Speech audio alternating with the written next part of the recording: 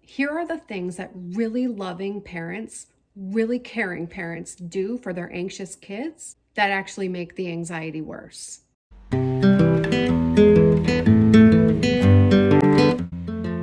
These are the behaviors that don't actually protect the child from real danger, but instead protect the child from their own anxious feelings.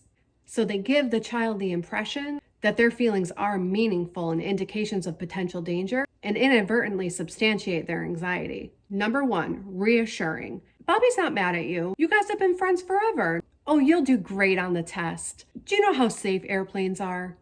Number 2, indulging in checking. Sure, you can text us 5 times while mommy and daddy are on a date because you're worried that something bad happened to us. Sure, we can check the weather before the vacation 5 times, and we can check the tires on the car 6 times. Number 3, allowing 100% avoidance.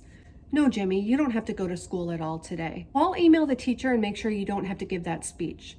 Oh, I'll order your food for you at the restaurant. Sometimes the family makes huge changes in order to accommodate 100% avoidance, like, oh, we won't schedule that trip to Jamaica because I know you don't like flying. Instead, we'll go on a road trip. Of course, we're not going to have the neighbors over. We know how you don't like when mom and dad have friends over. And the last 2 aren't protecting the child from their feelings, but they're when well-meaning parents know in their minds that if the child just does it, then they're not going to be afraid anymore and they'll rip the Band-Aid. And by invalidation or force, they really try to get that perspective across to the child. Number 4 is telling the child that there's nothing to be worried about and they shouldn't feel the way they feel. You don't want to jump off the diving board? Look at me. I just jumped off the diving board. It was so fun. There's nothing to be afraid of. And that sometimes makes the kids wonder, what's wrong with me? It makes them focus on their psychology and their emotions as a problem, and that increases anxiety. Number 5 goes along with that sentiment. It's when a parent demands that a kid engages in a behavior.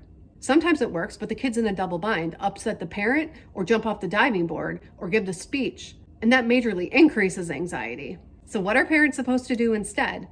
Stay tuned. I'll give you a hint. It starts with accepting the feelings and the thoughts as just feelings and thoughts. And it ends with different behaviors. And all those behavioral goals, the kid is involved in cultivating them. They're gentle and gradual.